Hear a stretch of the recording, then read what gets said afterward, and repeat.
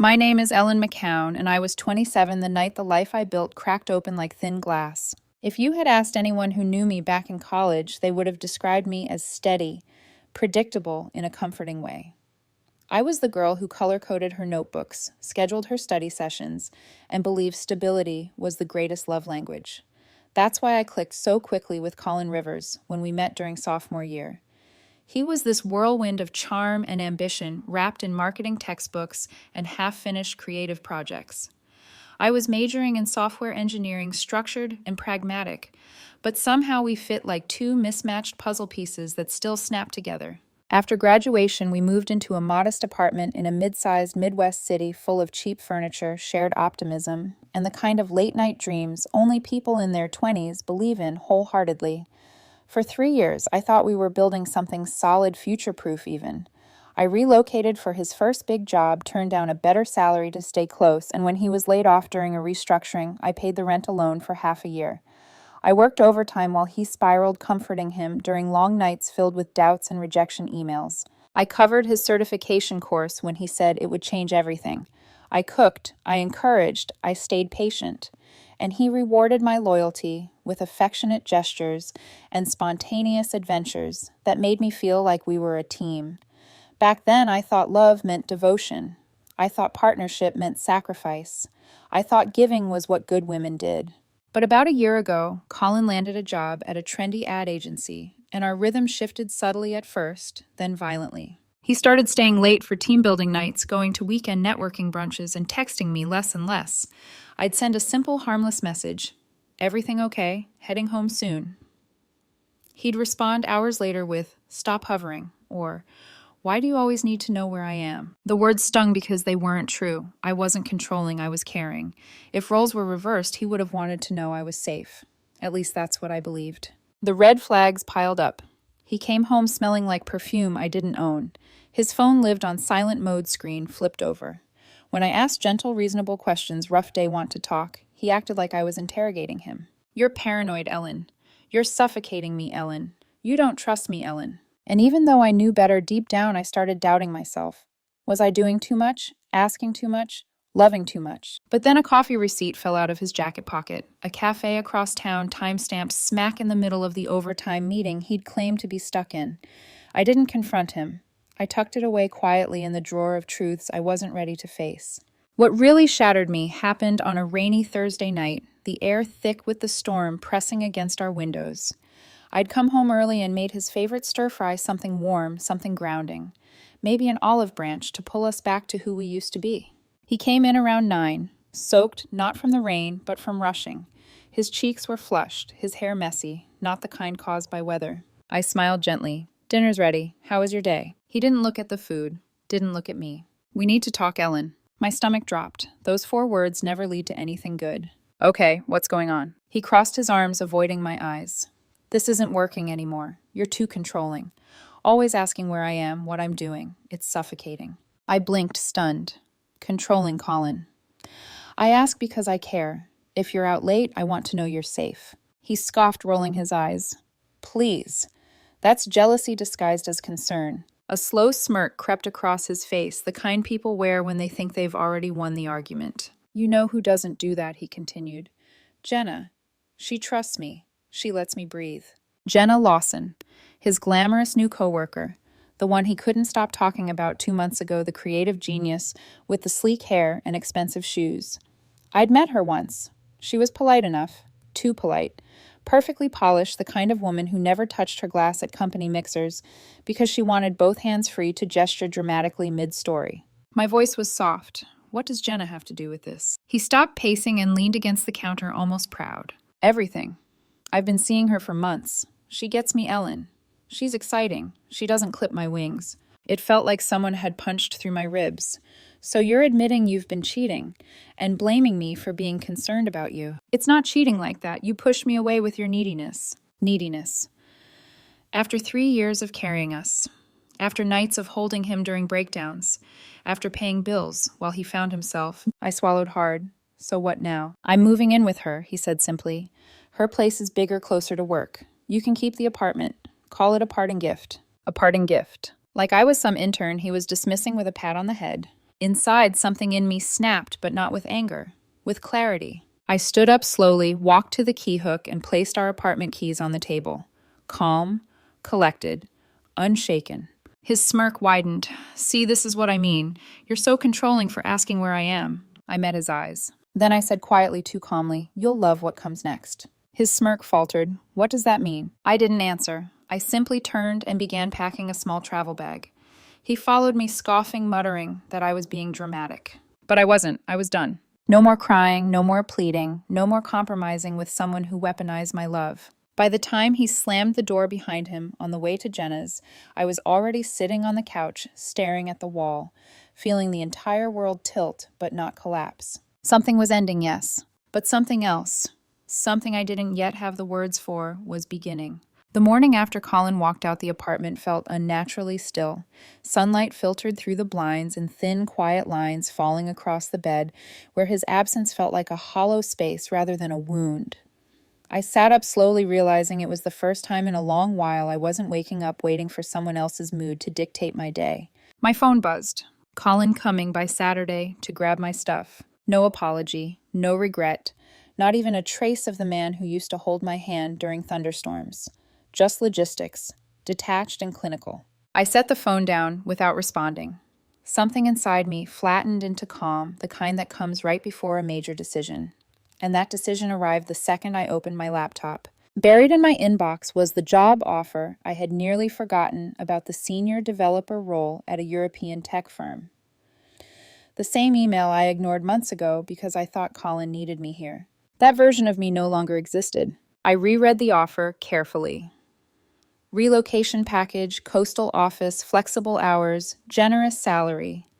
A life I had once wanted but convinced myself I wasn't allowed to choose. I clicked accept. There was no dramatic gasp, no trembling hands, just a quiet understanding that I was finally stepping out of a life that had been shrinking around me for years. I packed methodically over the next few days. 1 suitcase for essentials, 2 boxes to ship, a few things donated. The apartment looked less like a home and more like a space I'd been renting temporarily, waiting for my real life to begin. A friend agreed to sublet. HR finalized my paperwork. I booked my one-way ticket. Colin didn't call, didn't show up early, didn't ask where I was going. That silence told me everything I needed to know.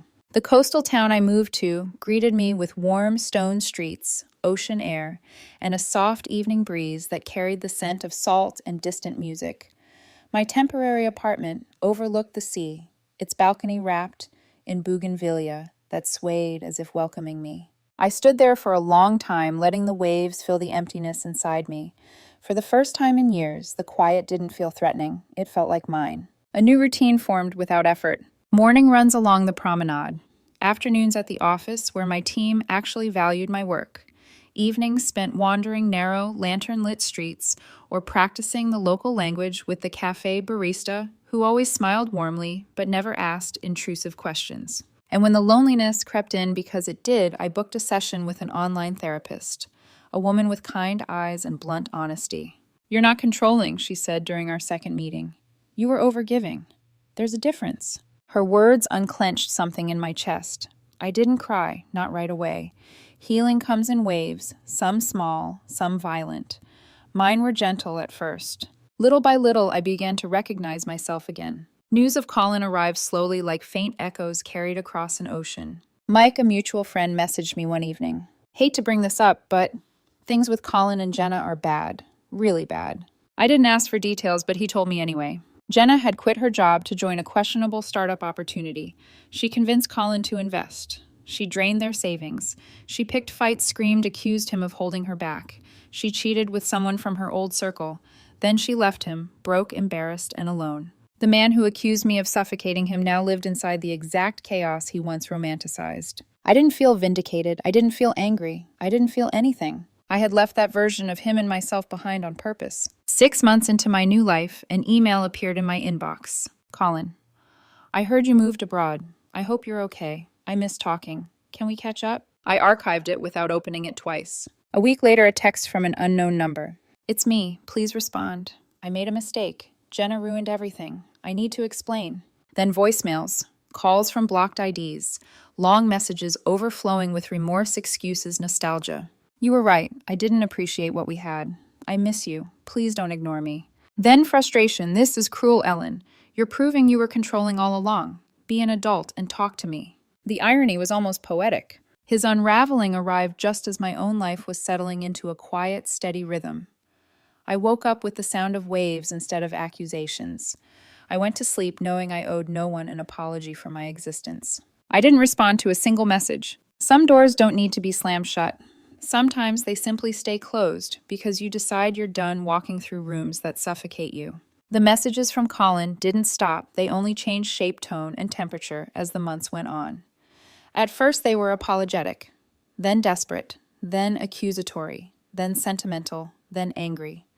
Then sentimental again, as if he were spinning a dial and hoping one setting would pull me back. I didn't answer a single one. My silence wasn't revenge, it was self-respect. And maybe that's why the updates from back home felt distant, almost like hearing gossip about strangers whose names you vaguely remember. The first major update came from Mike again. A short message at first. Things got worse.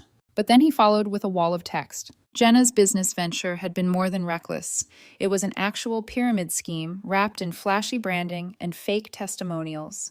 Colin had poured nearly everything into its savings credit, even borrowing from coworkers, under the promise of getting in early. When the scheme imploded, Jenna vanished. And Colin, well, he was left with debt collectors calling a ruined reputation and coworkers pretending not to see him in the hallway. His apartment building eventually evicted him after months of unpaid rent. He moved back in with his mother, a woman who had always treated me as though I were a temporary solution to her son's problems, rather than a partner. Oddly, none of it hit me the way people seem to expect. Even Mike treaded lightly, sending messages like, "Sorry, I know this must be weird to hear." But it wasn't weird. It wasn't anything. It was simply the outcome of choices I hadn't made. While Colin's life was unraveling, mine was quietly taking root. My job felt like a fresh chapter every day. New challenges, new projects, a team that respected me without questioning my competence. The office overlooked the sea-wide windows flooding the workspace with natural light that made everything feel softer, calmer. My morning runs grew longer. My language skills improved. I began recognizing familiar faces on the street, vendors, neighbors, the grandmother who sold fresh flowers every Saturday. People smiled at me, not out of politeness, but because my presence had become part of their routine. And slowly, steadily, I began to feel whole again. Not healed all at once, but mending in small, uneven pieces. In one therapy session, after weeks of avoiding the topic, my therapist asked, "Do you want closure with him?" I shook my head immediately. "Closure is a conversation where both people care about the truth," I said softly. "He doesn't want truth, he wants comfort, and I'm not his comfort anymore." She nodded, and it felt like someone had drawn a warm blanket around my shoulders. Still, Colin kept trying. One evening, I was cooking dinner, garlic, tomatoes, olive oil. The kitchen windows opened to let in the sea breeze when my phone buzzed again. Unknown number.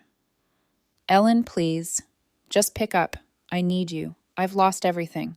His words didn't feel heavy. They didn't even sting. I slid the notification away and kept chopping basil. Another night, another message. "I'm in therapy now. I'm fixing myself. You always wanted that, right?" It was never about him being fixed. It was about him being honest. And he never chose honesty until his comfort vanished. Then came the emotional theatrics. Voicemails filled with sniffles and labored breathing. "I can't sleep. I can't eat. I'm not the same without you." Then the nostalgia. "Do you remember our first road trip, the diner with the blue chairs? The way you laughed when it rained on us?" I remembered, but memories don't obligate you to return. Then guilt. "Everyone's abandoned me. You're proving them right." Then anger. "You think you're so much better because you ran away? You'll end up alone too, Ellen." I sat on my balcony that night, watching the waves crash below, listening to the wind carry away the last of his words. Being alone didn't scare me. Being diminished did, and I'd already escaped that. It wasn't just Colin. His mother reached out too. Her voice was sharp, the same tone that once made me feel like a poorly performing employee rather than her son's partner. "Ellen, this is ridiculous. Colin is suffering. You walked out without even trying. You should talk to him. Fix things. Fix things." As though his choices were a leaky faucet and I was holding the wrench. I ended the call mid-sentence, her indignant voice cutting off abruptly. A small, decisive act of self-preservation. But the strangest attempt came from his friend's circle people who used to ignore me at gatherings, now suddenly invested in my moral obligations. Messages from his longtime friend Darren. He's a mess. At least talk to him. His coworker Hannah, he regrets everything. Don't be cold. Even Sarah Collins' closest confidant, the one who used to whisper jokes behind my back, sent a long, self-righteous monologue. It's cruel that you're ignoring him while he's struggling. No wonder he felt trapped. Trapped. The word hung in the air like sour perfume. I screenshot the message, saved it for therapy later, and blocked her. Because the truth was simple. People will always defend the person who makes the most noise. I just wasn't making noise anymore. Months passed. The ocean changed colors with the seasons. My life grew steadier. Not dramatic, not extraordinary, just peaceful. And peace? Peace was something I didn't realize I'd been starving for. But the story wasn't done. Because Colin had one last desperate attempt waiting. Something loud, something public, something he thought would force me into giving him the closure he demanded. He was wrong. And when it happened, everything he'd been trying to avoid, humiliation, exposure, finality, arrived all at once. The reunion invitation showed up in my inbox on a quiet Sunday afternoon, a simple group message from Mike, gathering old college friends for a video call. Nothing dramatic, nothing emotional, just a casual, "Hey everyone, let's catch up." I hesitated for a moment. Not because I was afraid of seeing familiar faces, but because the past had a way of inserting itself where it wasn't welcome. Still, curiosity nudged me. I clicked join. The screen filled with people I hadn't seen in years, laughing, waving, catching up on careers, marriages, kids, relocations. The conversation flowed easily like a river that didn't care who had drifted away. I sat on my balcony camera, angled toward me, with the ocean behind sunset, washing everything in gold. A few old friends commented on the view. "Wow, Ellen, that's gorgeous. You look great. Europe suits you." I smiled, replied politely, kept the conversation light.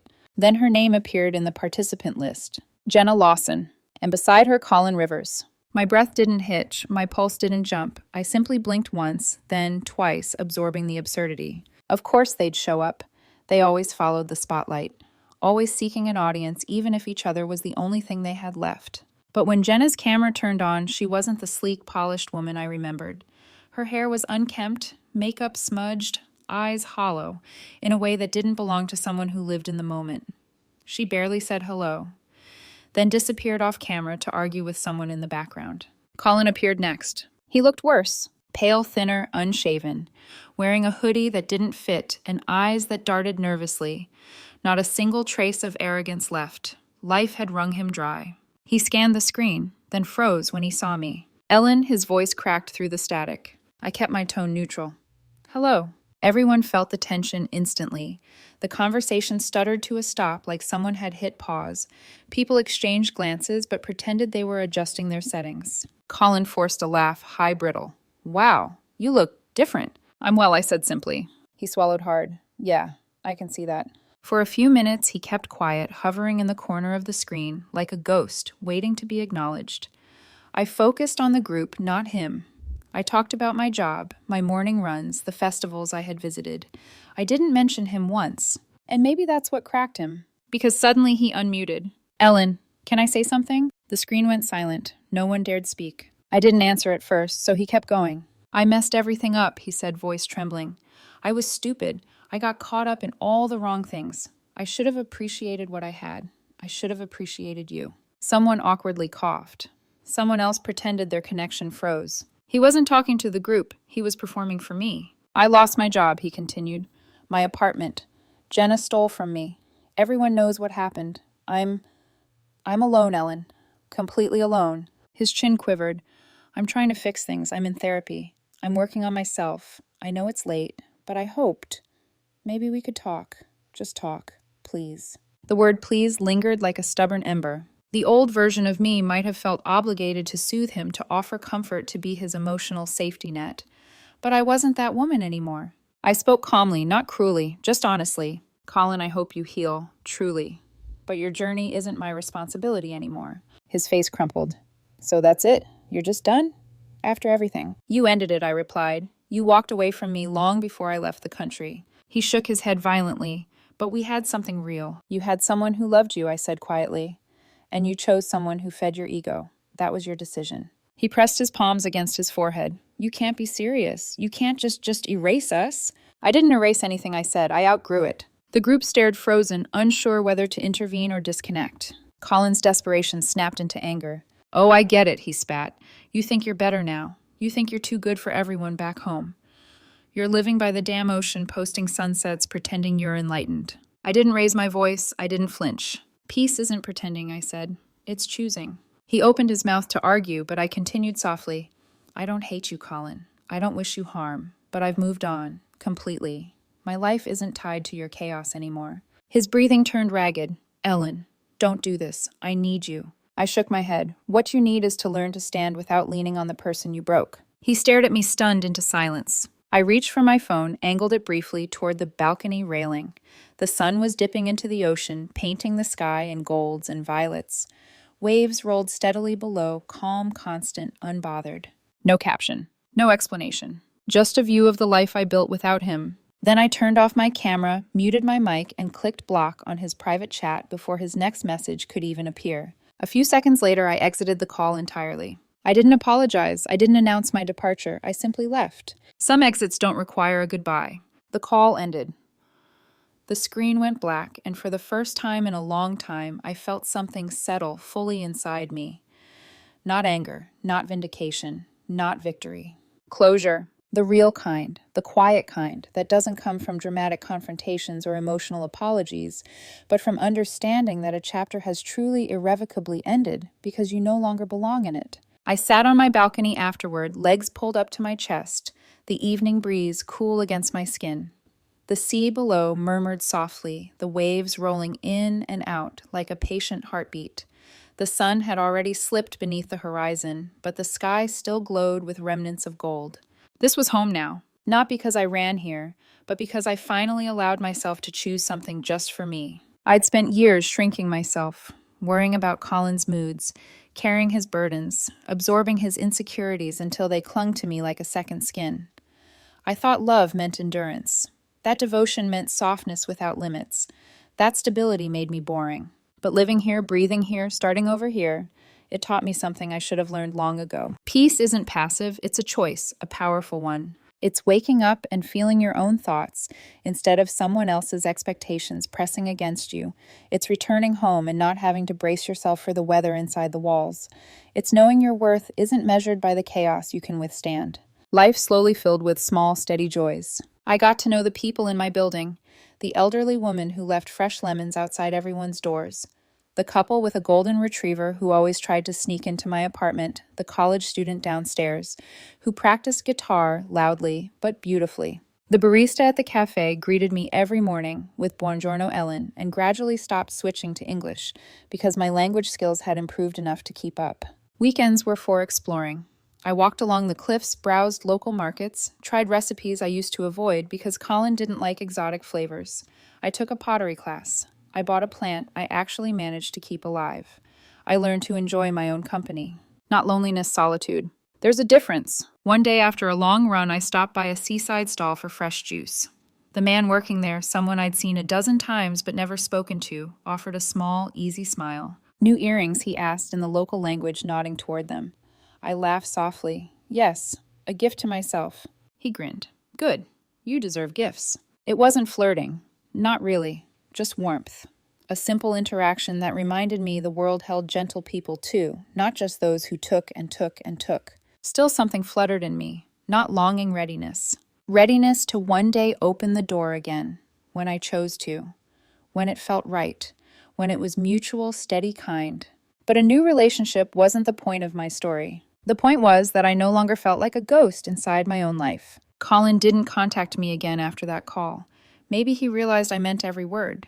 Maybe shame caught up to him. Maybe he finally understood the difference between needing someone and loving them. I didn't wonder. I didn't check. I didn't need to. He was a chapter, not my story. And Jenna, I heard she moved to another state, chasing another opportunity, leaving behind a trail of unpaid debts and burnt bridges. Their chaos consumed itself. It wasn't my concern.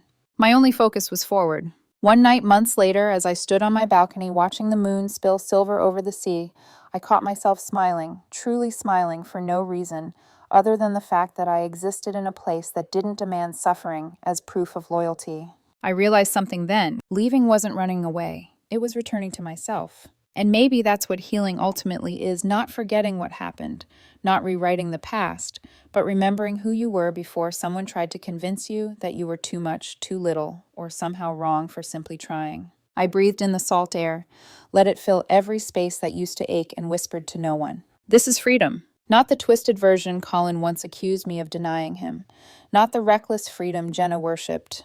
Not the kind that burns everything in its path. But the quiet kind. The kind that builds. The kind that restores. The kind that doesn't require running, only stepping forward. And I stepped forward every single day. Into a life I chose. Into peace I earned. Into stability that no one could twist into a flaw again. My story didn't end in heartbreak. It began there. Everything after that was just me coming home to myself.